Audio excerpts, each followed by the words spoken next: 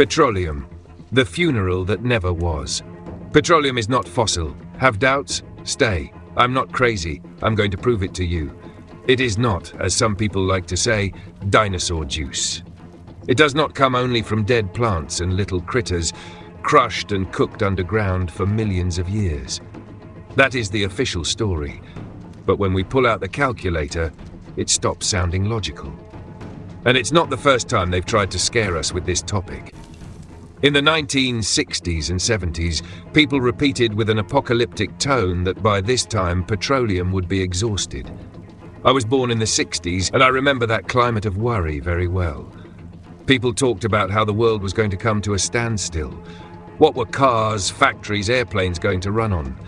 The future looked like a global power outage. And they weren't just exaggerated dinner table stories.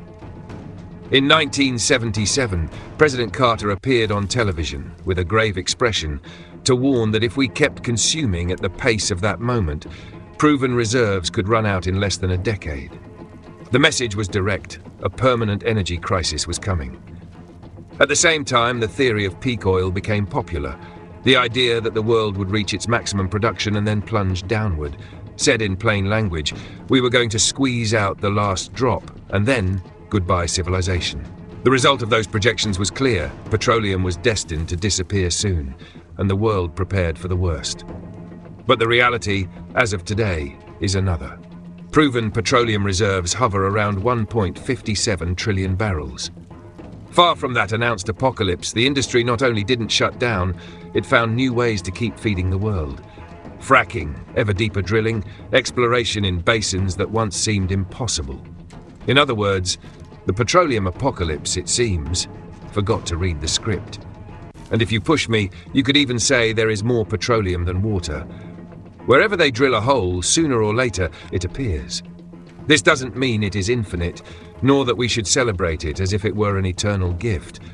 But it does make something clear. The imminent end of petroleum was more a cultural ghost than an exact scientific prediction. And here it's worth clarifying a key concept, because we're going to use it a lot in this story. Biomass. Biomass is simply all the living matter on the planet. From an invisible microbe to a blue whale of 100 tons, including trees, insects, fungi, and ourselves. Everything that breathes, grows, or reproduces, all added together, that is biomass.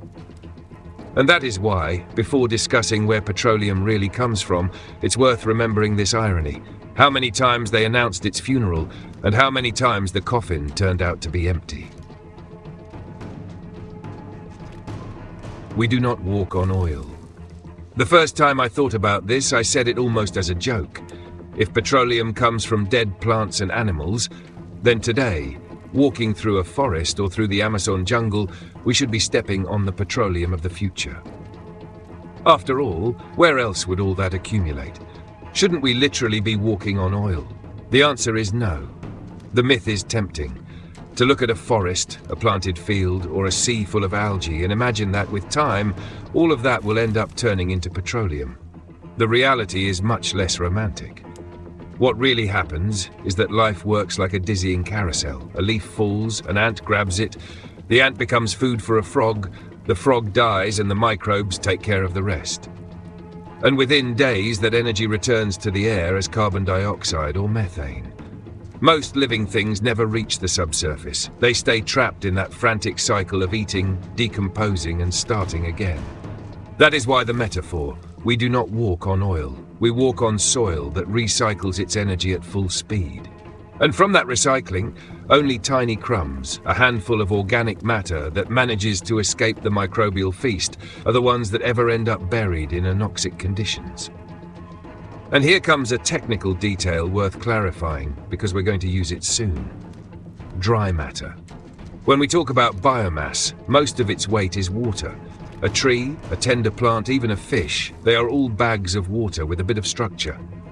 So to make serious calculations, you first remove that imaginary water, and what's left is dry matter, which is basically dehydrated biomass, the real solid part that can turn into something else. And there's something else we need to understand. Current biomass is nothing compared to what existed in Earth's history. It is like comparing a bonsai to the Amazon.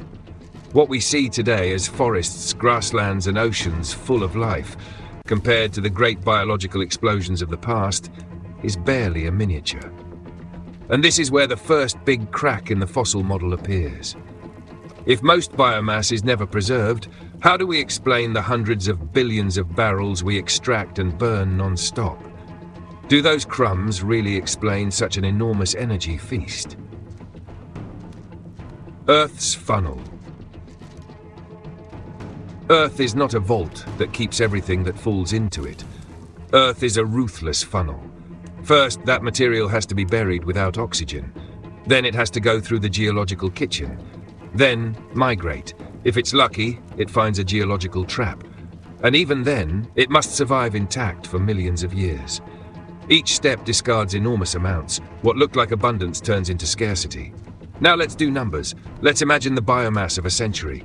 What lives and dies in 100 years. Depending on what percentage manages to transform into petroleum, we have 4 possible scenarios: negative, prudent, medium, and optimistic. So far we said that Earth works like a funnel. But if we apply it seriously, stage by stage, the efficiency collapses. First, only a part of the matter manages to be buried in oxygen-free conditions. Then, not everything buried matures and becomes crude. Of what matures, not everything migrates. Of what migrates, not everything finds a trap. And of what gets trapped, not everything is preserved for millions of years. It is a funnel inside another funnel. Each filter lets less and less through, until what looked like abundance ends up reduced to almost nothing. Negative scenario. Let's suppose that, from all the biomass that exists and dies, only 0.001% manages to become petroleum. The result is devastating. To form today's reserves, it would take 4,500,000,000 years. But life on Earth is only about 3,200,000,000 years old. Not even if the planet had started producing petroleum on day 1 would there be enough time. Conclusion: impossible. The numbers don't add up. And I'll repeat it. The numbers don't add up. Medium scenario. Here, 0.1% of the biomass is preserved. With that rate, 626,000 years are needed to form today's reserves.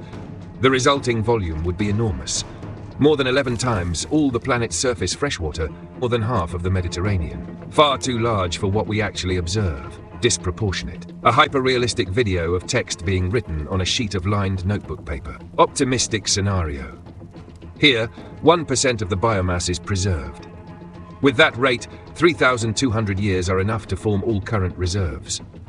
Extrapolated to the history of life, that would give 1,000,000 times more reserves than the ones we know. More than 4,000 times all surface freshwater, or more than 100 times the Mediterranean. If this were true, Earth wouldn't be blue, it would be black. Prudent scenario, factor 34. Prudent scenario. Let's suppose that only 0.01% of the biomass manages to transform into petroleum. With that rate, 94 million years would be needed to form today's reserves. A span of time equivalent to the one that goes from the era of the dinosaurs to the present. But life on Earth is not only 94 million years old, it is around 3,200,000,000 years old. If we apply the calculation, the process should have repeated itself not once, but 34 times. In other words, we should not have a world with petroleum beneath our feet, but 34 worlds covered in petroleum. And to make it clearer, if all the petroleum reserves on the planet could fit in a single barrel, this prudent scenario would be equivalent to having 34 barrels of petroleum. To get a sense of scale, that accumulated amount would be equal to around 8% of all surface freshwater on Earth, or about 0.3% of the Mediterranean. However, those worlds do not exist. It is like playing a match and shooting 34 times on goal, and only one goes in. If the mechanism works, it should have repeated more than once. But the reality is that it didn't. The petroleum that fails to be fossil. If it were only a matter of buried plants and animals, we should have many more reserves, not just the ones we know. That is why some geologists speak of a hybrid origin, a biogenic part, an abiotic part, formed in the mantle, and exceptional events that multiplied organic matter.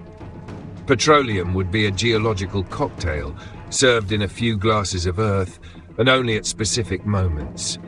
This explains why there are enormous concentrations in a handful of basins, why wells that seemed exhausted start producing again, and why the funeral of petroleum never quite manages to happen.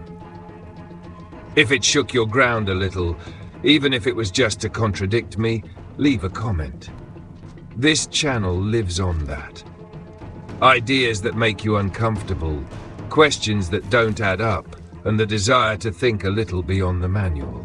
If you want to keep exploring these strange topics, subscribe and activate the bell so you don't miss what's coming.